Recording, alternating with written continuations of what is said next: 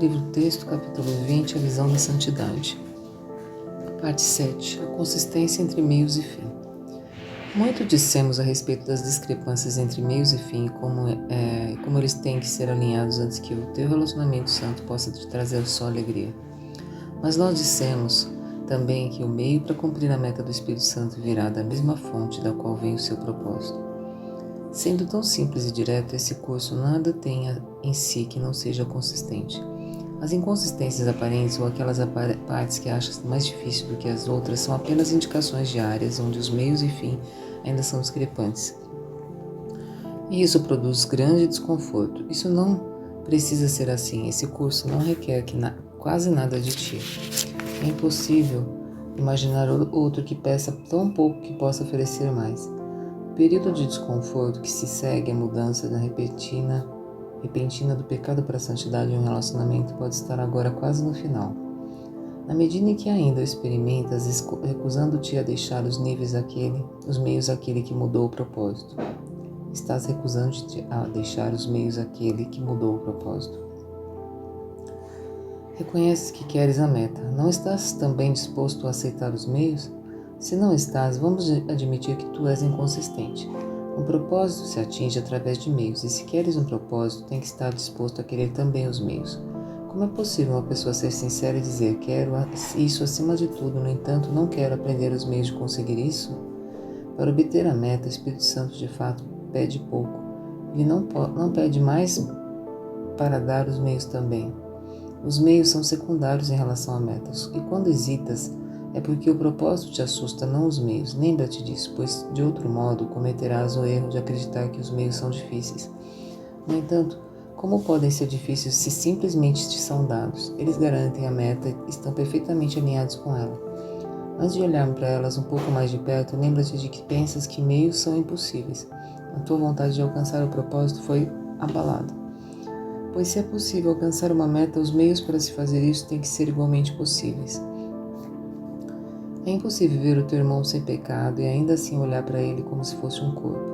Isso não é perfeitamente consistente com a meta da santidade, pois a santidade é apenas o resultado de se permitir que os efeitos do pecado sejam suspensos, de forma que o que sempre foi verdadeiro seja reconhecido. Ver um corpo sem pecado é impossível, pois a santidade é positiva e o corpo é simplesmente neutro. Ele não é pecaminoso, mas também não é sem pecado. Como nada que é, o corpo não pode ser significativamente investido dos atributos de Cristo ou do ego. Qualquer um dos dois, inevitavelmente, seria um erro, pois ambos colocariam os atributos onde eles não podem estar. E ambos têm que ser desfeitos para os propósitos da verdade. O corpo é o meio pelo qual o ego também tenta fazer com que o relacionamento não santo pareça real. O instante não santo é a hora dos corpos. Mas aqui o propósito é o pecado. Ele não pode ser atingido a não ser em ilusões, e assim a ilusão de um irmão como se fosse um corpo está bastante de acordo com o propósito da não santidade. Devido a essa consistência, o meio permanece sem ser questionado, enquanto o fim é valorizado. O que se vê se adapta ao que se deseja, pois a vista sempre é secundária ao desejo. E se vês o corpo, escolheste o julgamento e não a visão. Pois a visão, como os relacionamentos, não tem nenhuma ordem, vês ou não vês. Aquele que vê o corpo de um irmão fez um julgamento nobre sobre ele e não o vê. Ele não o vê realmente como um pecador, ele não o vê de jeito nenhum. Na escuridão do pecado ele é invisível. Ele apenas pode ser imaginado na escuridão e é aqui que as ilusões que mantens a seu respeito não se adaptam à sua realidade. Aqui as ilusões e a realidade são mantidas separadas. Aqui as ilusões nunca são trazidas à verdade e sempre são escondidas em relação a ela. E aqui na escuridão a realidade do teu irmão é imaginada como um corpo, um relacionamento não santos com outros corpos, servindo a causa do pecado por um instante antes que ele morra. Há de fato uma diferença entre esse imaginar vão e a visão. A diferença não está neles mesmos, mas no seu propósito. Não são senão meios, cada um apropriado ao fim para o qual é empregado. Nenhum dos dois pode servir ao propósito do outro, pois cada um é a escolha de um propósito empregado em seu nome. Cada um é sem significado, sem o fim, o qual foi destinado, nem tem qualquer valor como uma coisa separada a parte da intenção. Os meios parecem reais porque a meta é valorizada, e o julgamento não tem valor, a não ser que a meta seja o pecado. Não se pode olhar para o corpo a não ser através do julgamento. Ver o corpo é sinal de que te falta visão e te negaste o meio que o Espírito Santo te oferece para servir ao seu propósito. Como é possível que um relacionamento santo atinja seu propósito através dos meios do pecado?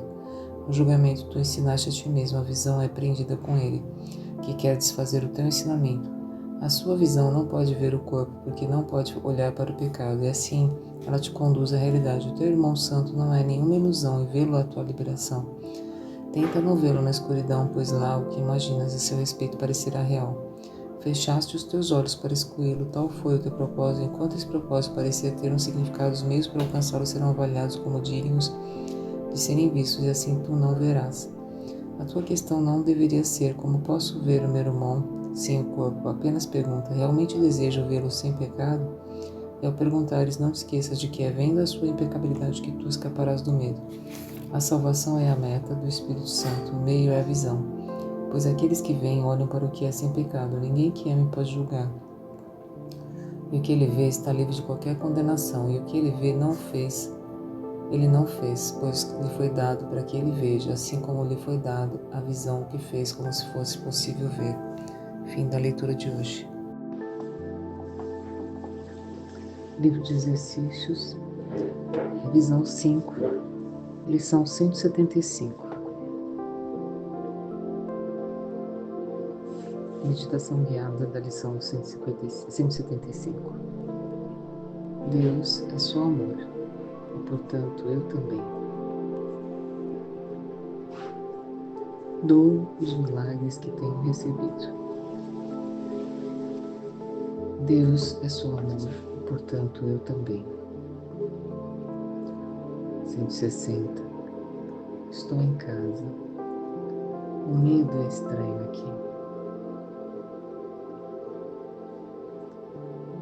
Deus é só amor, e portanto eu também. Deus é só amor, e portanto eu também. 159. Dou os milagres que tenho recebido. Deus é só amor, e portanto eu também. 160. Estou em casa. O medo é estranho aqui. Deus é só amor, e portanto eu também. Deus é só amor, e portanto eu também. Dou os milagres que tenho recebido. Deus é só amor, e portanto eu também. Estou em casa, o medo é estranho aqui.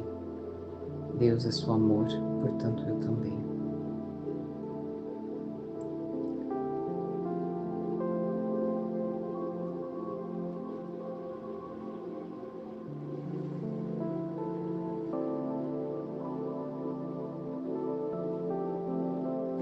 Deus é só amor, portanto eu também. Dou os milagres que tenho recebido. Deus é só amor, e portanto eu também. Estou em casa, o medo é estranho aqui. Deus é só amor, e portanto eu também.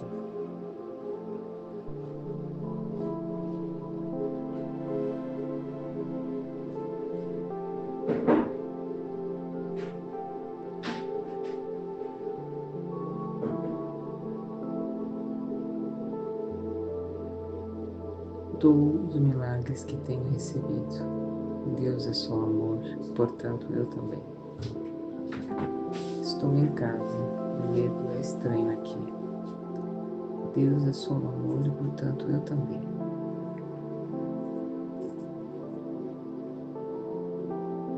Dou os milagres que tenho recebido. Deus é só amor, e portanto eu também.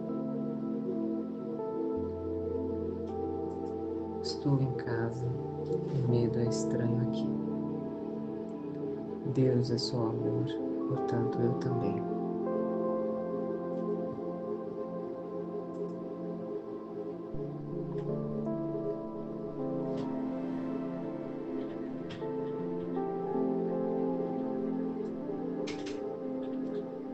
Dou os milagres que tenho recebido. Deus é só amor, e portanto eu também. Estou em casa, O medo é estranho aqui. Deus é só amor e, portanto, eu também.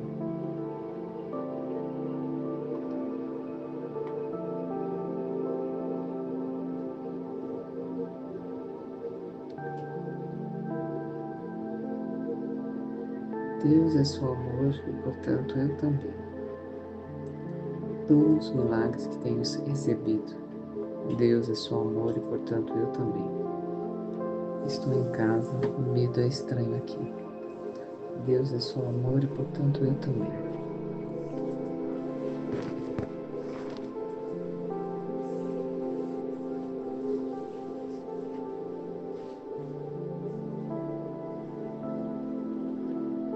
Deus é só amor e, portanto, eu também.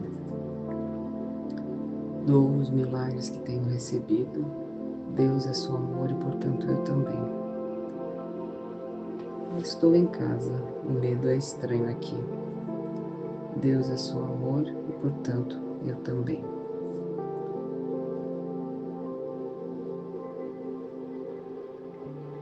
Fim do exercício de hoje.